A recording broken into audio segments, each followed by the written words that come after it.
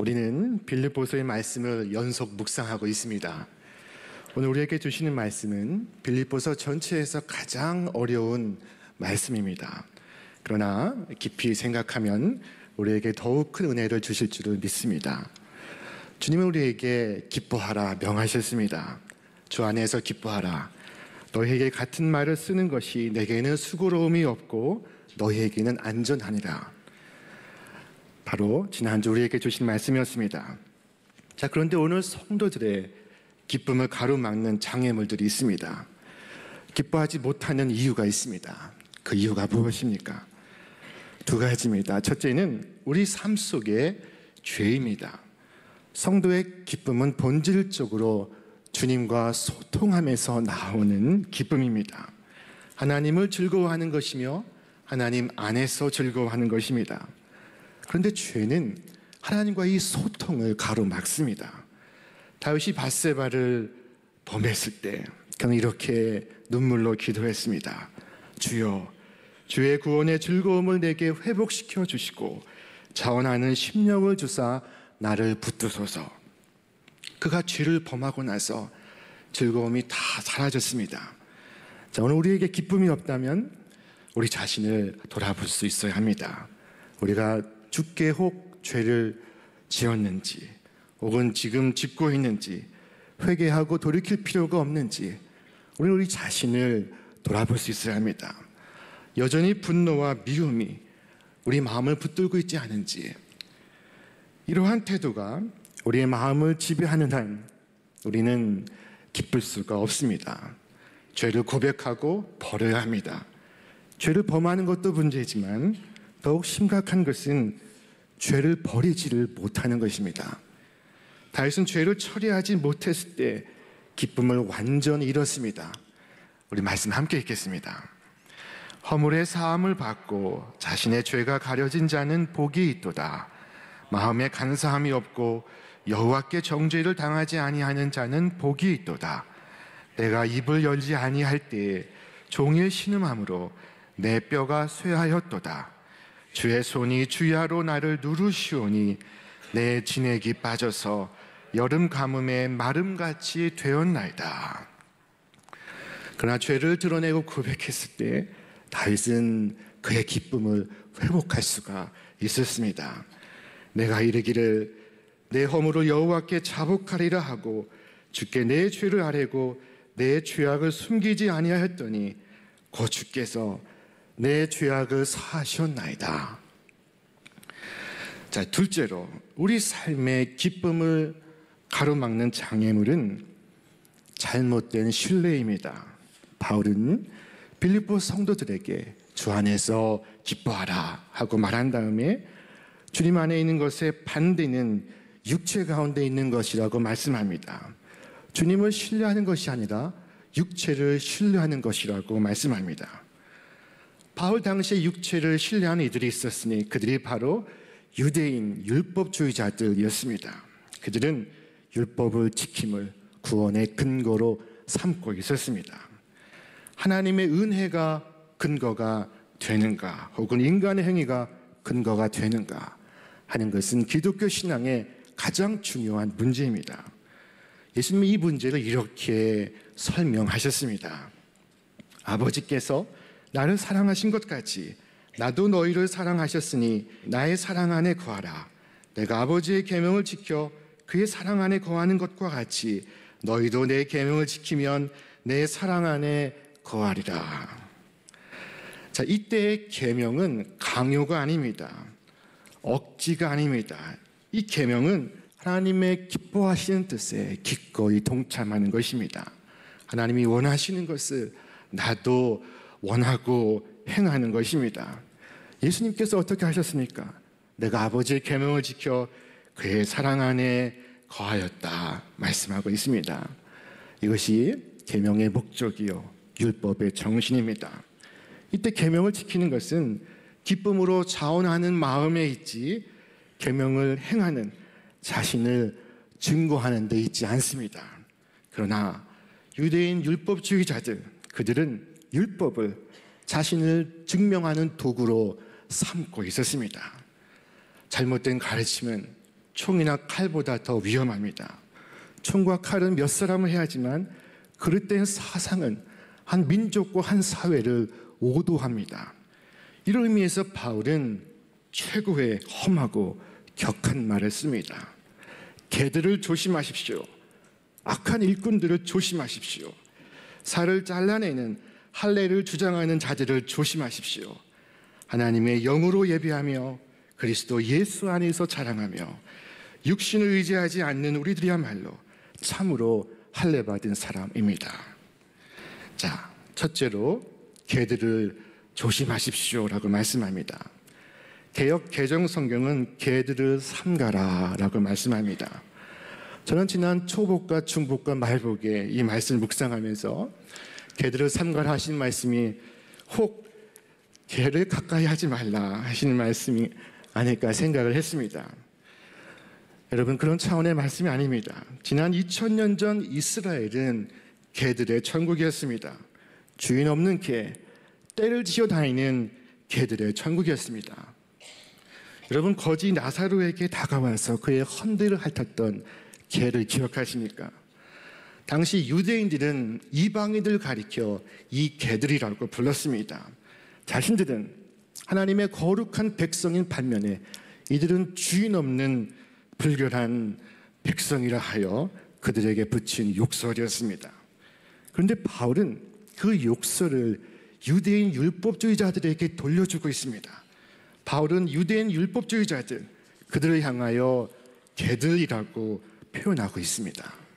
유대인들, 그들은 선민의식과 특권의식에 물들어 있었습니다.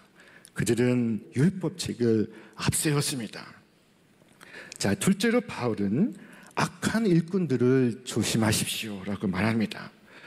율법주의자들 그들은 자신들이 선한 일을 하는 선한 일꾼으로 생각하고 있었지만 그들은 악을 행하는 악한 일꾼들이었습니다. 사도 바울이 악한 일꾼을 조심하시오 할 때에 그는 옛날에 자기 자신을 생각하고 있었습니다. 그는 스데반을 죽이는 일에 앞장섰습니다. 그리고 그리스도인들을 잡으러 다메섹까지 달려갔습니다. 다메섹까지는 예루살렘에서 그 당시 일주일이 걸리는 거리입니다. 그러나 그 먼 길을 사람을 구하기 위해서가 아니라 사람을 죽이기 위해 달려갔습니다. 그가 그렇게 행한 것은 자신의 이익을 위해서가 아니었습니다.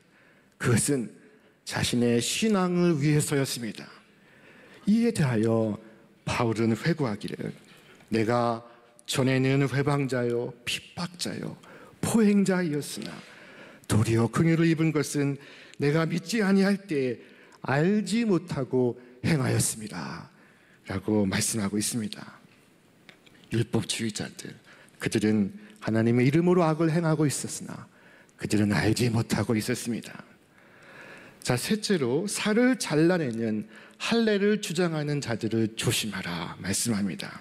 할례는 유대인들의 큰 자랑거리였습니다. 그것은 하나님의 백성을 나타내는 표지였습니다. 그러나 그들의 할례는 하나님 백성됨의 표지가 아니라 단지 자신들의 살점을 떼어낸 것에 불과하다고 바울은 평가하고 있습니다. 그들의 할례는 참된 할례가 아니요 형식주의, 외식주의에 불과하다는 것입니다. 마음은 제껴놓고 육체에 받은 할례를 자랑한들 그것이 무슨 소용이 있는가 말씀하고 있습니다. 나는 할례 받은 하나님의 백성이다 외치고 싶은 그 위선은 우리 그리스도인이 빠지기 쉬운 큰 함정입니다. 나는 훈련받은 집사다. 나는 안수받은 장로다. 나는 신학교육받은 목사다 라고 내세우는 것과 같습니다. 자, 그러나 몸의 할례를 가졌다는 것이 신앙의 핵심이 아닙니다. 성경은 할례를 어디에다 행하라고 말씀하십니까? 무릇 표면적 유대인이 유대인이 아니요 표면적 육신의 할례가 아니라 오직 이면적 유대인이 유대인이며 할례는 마음에 할지니 영에 있고 율법 조문에 있지 아니한 것이라. 그 칭찬이 사람에게서가 아니요 다만 하나님에게서니라. 바울은 유대인들의 큰 자부심인 몸의 할례를 단지 몸을 상하게 하는 것에 불과하다고, 아무짝에도 쓸모없는 일이라고 말하고 있습니다. 교회를 수십 년을 다니고 교육에 참여하고 그리고 종교 안에 기독교를 쓴다고 해서 성도가 되는 것은 아니라는 말씀입니다. 진짜 중심의 변화가 있는가? 그 중심의 변화가 삶의 변화를 통해 나타나고 있는가? 그것이 없이 스스로 신앙인이라고 여긴다면 그것은 단지 살점을 떼는 것과 같은 어리석은 일을 하고 말씀하는 것입니다. 바울은 조심하시오라는 명령을 3번 반복하고 있습니다. 개들과 악한 일꾼들과 할례를 주장하는 자들을 조심하십시오라고 말한 것이 아닙니다. 개들을 조심하십시오. 악한 일꾼을 조심하십시오. 할례를 주장하는 이들을 조심하십시오. 자, 이때 개들과 악한 일꾼과 할례를 말하는 이들은 모두 다 한결같은 율법주의자들을 의미하는 것입니다. 그만큼 율법주의자들을 경계하라는 것입니다. 거짓 가르침으로 빌립보 교회를 혼돈 속에 몰아넣고 있었습니다. 그들에게 바울은 욕설을 퍼붓고 있습니다. 맑고 평온한 호수 같았던 바울의 심령에 큰 파도가 치고 있습니다. 바울은 이어서 은혜를 지키기 위해 우리가 해야 할 것 3가지를 일러주고 있습니다. 첫째, 하나님의 영으로 예배하며, 둘째, 그리스도 예수 안에서 자랑하며, 셋째, 육신을 의지하지 않는 것, 곧 그들이야말로 참으로 할례 받은 백성이라고 말씀합니다. 자, 조심해야 할 것이 3가지요, 행해야 할 것이 3가지입니다. 앞의 것은 부정적인 것이요, 뒤의 것은 긍정적인 것입니다. 자, 첫째, 하나님의 영으로 예배하시오. 자, 우리가 예배하는 것은 영으로서 예배하는 것입니다. 자기 만족을 위해서 하는 것이 아닙니다. 우리의 예배는 자기 항복이요, 자기 부인입니다. 자기 입장을 확인하는 것이 아닙니다. 자기의 주장을 확인하는 것이 우리의 예배가 아닙니다. 하나님을 만난 자리에서 야곱의 다리가 꺾였고, 모세는 신발을 벗었고, 여호수아는 머리를 땅에 묻었습니다. 이 자신을 내려놓는 경험이 없다면 그것은 바울이 극렬하게 비판하는 할례당에 불과한 것입니다. 예배를 통한 항복이 있고 자기 부인이 있고 복종이 있을 때 우리는 하나님을 예배하는 것입니다. 자, 둘째로 그리스도 예수 안에서 자랑하라 말씀합니다. 우리가 무엇을 행하든 궁극적으로 그 모든 영광은 하나님께로 돌려야 합니다. 자기 자랑을 하는 그 순간 하나님의 은혜는 내게서 떠나갑니다. 우리는 그리스도 예수 안에서 자랑해야 합니다. 진정한 할례자는 자기 자신이나 자신의 업적이 아니라 예수 그리스도를 자랑합니다. 셋째로 육체를 신뢰하지 말라고 말씀합니다. 이것은 율법의 행위가 아닌 하나님의 은혜를 의뢰하라는 말씀입니다. 과거의 구원도 은혜요, 현재의 구원도 은혜요, 미래의 구원도 오직 은혜입니다. 이 율법과 은혜의 차이를 예수님은 알기 쉽게 비유로서 우리에게 말씀하셨습니다.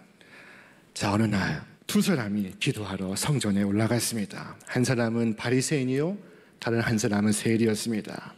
그 2사람은 같은 시각, 같은 장소에서 기도를 올렸지만 그 내용과 결과는 크게 달랐습니다. 바리새인은 이렇게 기도했습니다. 아, 하나님 감사합니다. 나는 남의 것을 빼앗는 자나 불의한 자나 간음하는 자와 같은 다른 사람들과 같지 않으며 더구나 이 세리와는 같지 않습니다. 이 바리새인의 기도에는 자기 과시가 담겨 있습니다. 그의 기도의 주어는 나입니다. 나는, 더구나 나는 이 세리와 같지 않습니다. 그는 자신을 높이며 남을 정죄합니다. 자신을 찬사하며 남을 멸시합니다. 나아가 그는 하나님 앞에서 자신의 업적을 제시합니다. 나는 일주일에 2번씩 금식하며 내 모든 소득의 11조를 바칩니다. 이 자기 과시와 자화자찬의 그의 기도는 그를 점점 더 수렁 속으로 몰아가고 있었습니다. 나는 얼마나 훌륭한 사람인가? 나는 얼마나 괜찮은 사람인가? 그의 착각은 큰 문제를 낳고 있었습니다. 하나님 앞에서 자신의 의를 내세우는 그 동안 그는 하나님의 은혜를 구하지 않고 있었던 것입니다. 그의 기도 속에서 하나님이 하실 일이 없습니다. 하나님이 계실 필요가 없습니다. 하나님의 자리가 없습니다. 바리새인의 기도 속에서 하나님은 호출되고 있었지만 하나님의 역할이 없었습니다. 반면에 같은 성전에서 세리는 저 멀찍이 서서 기도하고 있습니다. 그는 얼굴을 들고 하늘을 바라볼 엄두를 내지 못하고 있습니다. 그는 고개를 숙이고 무릎을 꿇고 가슴을 치며 기도합니다. 하나님, 저를 불쌍히 여기소서. 그의 기도의 주어는 하나님입니다. 그가 하나님의 긍휼을 구하고 있습니다. 그의 기도가 하나님을 향하고 있습니다. 바리새인이 자신을 향하여 기도하는 것과 구별되게 이 세리는 하나님의 처분에 자신을 내어 맡기고 있습니다. 아무것도 주장하지 않습니다. 그는 죄를 통회하며 은혜를 구합니다. 그의 오직한 그는 죄인인 자신에 대한 하나님의 긍휼하심, 불쌍히 여기심 뿐입니다. 바리새인은 자신의 의를 진열하였지만 세리는 통회하는 마음을 하나님께 바치고 있었습니다. 자신을 높이는 데 혈안이 되었던 바리새인과 달리 이 세리는 자랑할 것이 하나도 없습니다. 그러므로 자기 기만에 빠지지 않습니다. 그 하나님이 필요합니다. 하나님, 저는 당신이 필요합니다. 당신 없이는 안 됩니다. 바리새인과 세리 이 두 사람에 대한 주님의 평가는 이것이었습니다. 내가 너희에게 말한다. 의롭다는 인정을 받고서 자기 집으로 내려간 사람은 저 바리새파 사람이 아니다. 이 세리다. 예수님은 저 바리새파 사람이라 말씀하시고 이 세리라고 말씀하십니다. 그것은 하나님과의 거리를 나타내고 있었습니다. 자신의 의를 내세우던 바리새파 사람은 하나님으로부터 멀어져 있고 자신의 죄를 자복하고 하나님의 은혜를 빌고 있는 세리는 하나님과 더욱 가까이 있습니다. 바리새인과 세리의 기도는 매우 달랐지만 이 두 사람에겐 공통점이 하나 있었습니다. 그것은 둘 다 죄인이라는 것이었습니다. 하나님 앞에서 모두가 죄인입니다. 우리가 이것을 분명히 알아야 하겠습니다. 세상에는 죄를 시인하고 용서받은 죄인과 죄를 자백하지 않아 용서받지 못한 죄인, 두 종류의 죄인만이 존재합니다. 그러나 바리새인은 자신의 의를 내세우며 자신을 의인으로 착각했기 때문에 그는 자신에게 하나님의 용서가 필요하다는 사실을 간과하고 있었습니다. 바리새인과 같은 율법주의자들에겐 하나님이 필요 없습니다. 율법이면 족합니다. 하나님의 자리가 없습니다. 이 율법주의가 나쁜 것은 실제로 율법을 완벽히 지키지 않음에도 불구하고 지킬 수 없음에도 불구하고 자신의 행위를 통해 자신이 의로워질 수 있다고 믿는 교만과 착각 때문입니다. 인간의 의는 언제나 상대적 의입니다. 그러므로 인간의 의에는 언제나 한계가 있습니다. 우리는 우리의 의를 신뢰하지 말아야 합니다. 자기 의에 빠지면 큰 착각에 빠지게 됩니다. 바울은 고백하기를 나의 낮은 것은 하나님의 은혜라. 내가 십자가 외에는 자랑하지 않노라 라고 말했습니다. 모든 것이 은혜로서 왔습니다.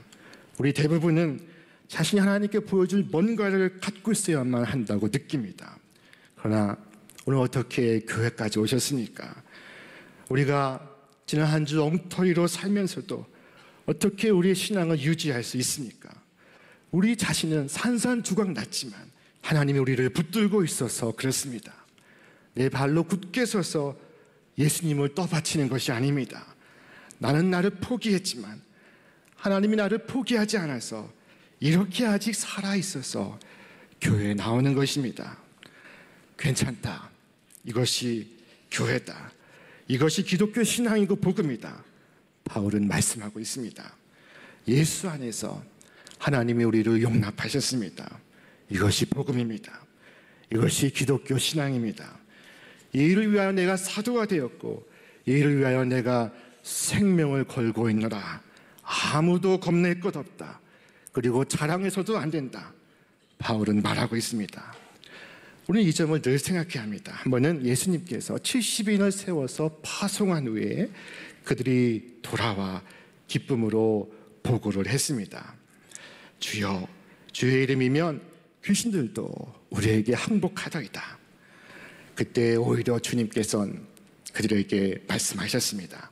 귀신들이 너희에게 항복하는 것으로 기뻐하지 말고 너희 이름이 하늘에 기록된 것으로 기뻐하라. 예수님의 이 말씀은 기쁨의 근원을 네가 하는 일에 성공에 두지 말라는 것입니다. 할례나 율법으로 신앙을 확인하고 싶어하는 것이 우리의 본성입니다. 그러나 기쁨의 근원이 주님께 있습니다. 내 힘과 내 행위가 아닙니다. 비록 우리가 위대한 일을 행하거나 유명하거나 성공하지 못했을지라도, 비록 전도왕은 아니어도, 비록 칭찬받는 봉사인은 아니어도 우리가 기뻐하는 이유가 여기에 있습니다. 할례를 받아야 진정한 하나님의 백성이 되는 것이 아니라 영으로서 예배하고 예수 안에서 자랑하고 육체를 신뢰하지 않는 그들이 바로 진정한 할례 받은 하나님의 백성들입니다. 우리의 교회는 너무나 혼란이 많습니다. 오늘 한국 교회 속에는 많은 사람들이 삼갈 것을 자랑하고 오히려 힘써야 할 것을 하지 않습니다. 이 세상과 육체를 신뢰하는 것은 너무도 쉽게 되는데 주님을 자랑하고 주님을 즐거워하고 주님을 신뢰하는 것은 우리의 본성을 거스르기 때문에 잘 되지 않습니다. 주님은 너희의 의가 바리새인과 서기관의 의보다 낫지 못하면 결단코 천국에 들어가지 못하리라 말씀하셨습니다. 여러분, 어떻게 밤낮 율법책을 들고 다니는 법을 앞세우는 바리새인과 서기관들보다 우리의 의가 더 나을 수 있습니까? 자, 이 바리새인과 서기관의 의보다 나은 것이 바로 하나님의 은혜입니다. 신앙생활은 은혜의 생활입니다. 기쁨의 생활입니다. 즐거움 중에 가장 큰 즐거움은 하나님이 우리에게 주시는 은혜의 즐거움입니다. 이제 우리 교회는 부흥회를 앞두고 있습니다. 하나님의 은혜가 우리 가운데 폭포수와 같이 임할 줄을 믿습니다. 이제 예수를 믿고 평생 교회를 다니셔야 하는데 이왕 관두지 못하고 죽을 때까지 믿어야 한다면 이 은혜를 맛보시기를 바랍니다. 이 은혜를 붙드시기를 바랍니다. 율법은 사람을 죽이지만 복음은 사람을 살립니다. 율법은 사람을 정죄하지만 은혜는 사람을 변화시킵니다. 율법이 있는 곳에 원망이 있고 은혜가 있는 곳에 기쁨이 있습니다. 하나님의 이 은혜로 인하여 마음속에 참된 기쁨의 이유를 간직하며 살아가시는 저와 여러분 다 되시기를 주님의 이름으로 축원합니다.